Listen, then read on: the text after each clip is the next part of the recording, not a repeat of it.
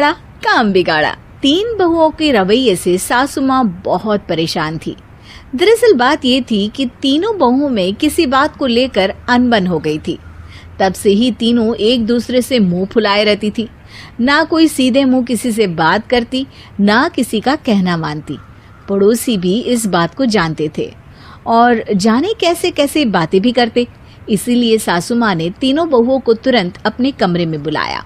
मैं कई दिनों से देख रही हूँ, तुम तीनों अलग अलग सारे काम कर रही हो। ये सब नहीं चलेगा, तीनों को मिलकर ही काम करना पड़ेगा। सास की बात सुनकर एकदम से बड़ी बहू बोल उठती है। नहीं मम्मी जी, मैं इन दोनों के साथ कुछ नहीं कर सकती। मैं इस घर की बड़ी बहू हूँ, फिर भी ये मेरा कहना बिल्कुल भी नहीं मानती। अरे जेठानी जी, जानबूझकर मुझे डबल काम करवाती है आप, और छोटी मुझसे टेढ़े मुंह ही बात करती है। इन दोनों के बीच हमेशा सैंडविच बन जाती है मेरी, और मैं हमेशा आलू की तरह बीच में मसली जाती हूँ। मम्मी जी, इन दोनों को लगता है कि मैं छोटी हूँ तो इनके पैरों तले दब जाऊंगी, लेकिन नहीं, मेरा भी उतना ही अधिकार है जितना इन दोनों का है।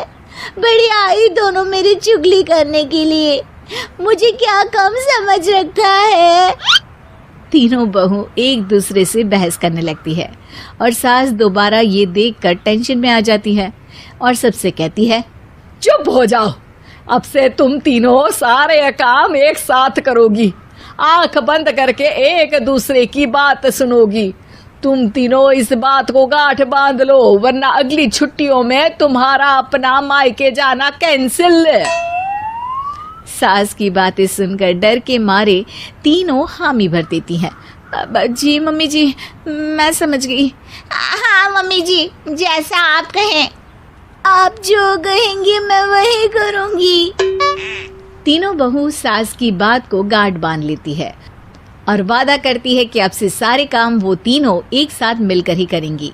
ये सब देखकर सास खुश हो जाती है और वहां से चली जाती है। नीचे जाकर वो देखती है कि घर में शर्मा जी आए हुए होते हैं। सास जोर से आवाज लगाकर कहती है, अरे बहू, जरा चाय बनाकर तो लाना, शर्मा जी आए हैं। सास की बात सुनकर तीनों बहू तुरंत किचन की ओर भागती है और चाय बनाना शुरू कर देती है।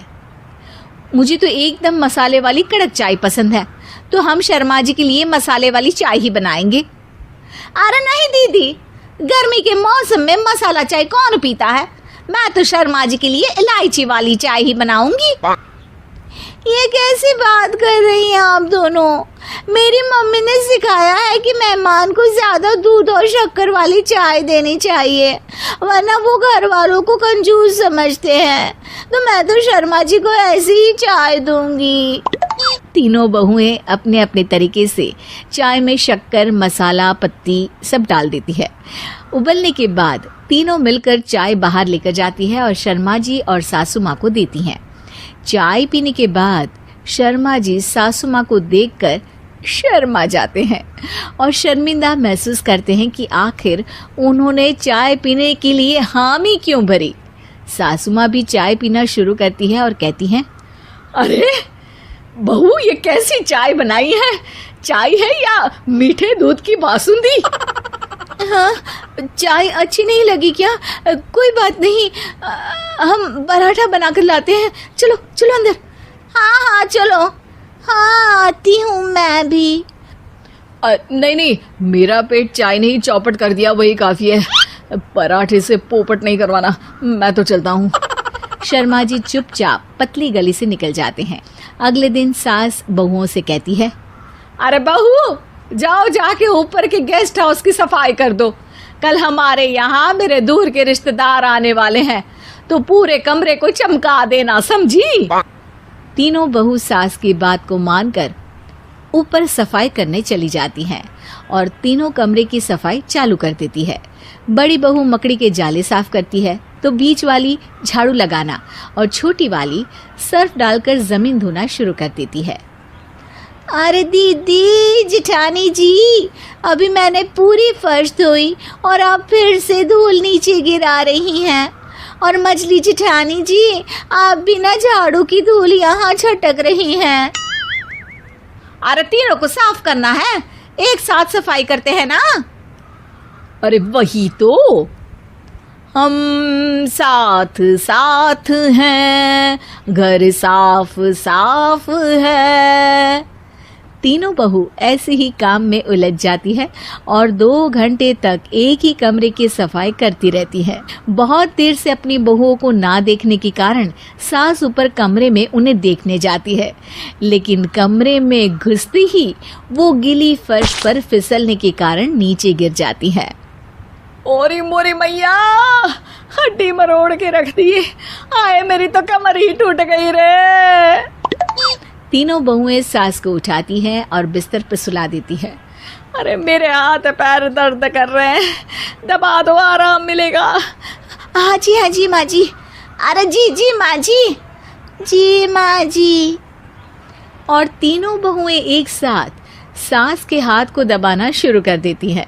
माँ की तो चीख ही निकल जाती है और नतीजा ये होता है कि सास के बचे हुए शरीर में भी दर्द उठ जाता है। हाय राम, ये क्या कर दिया तुम तीनों ने।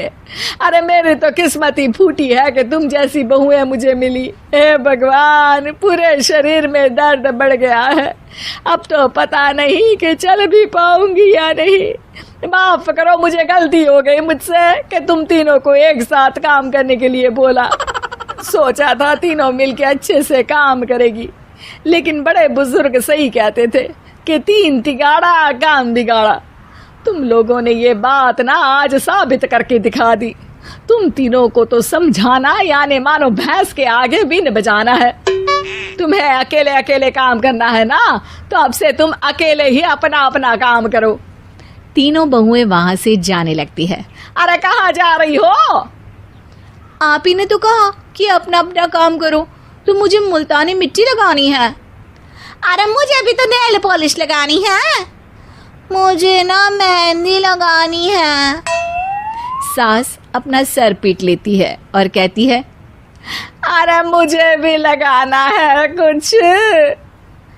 क्या माँ जी? क्या माँ जी? क्या माँ जी? तुम्हारे घर वालों को फोन, तुम्हारी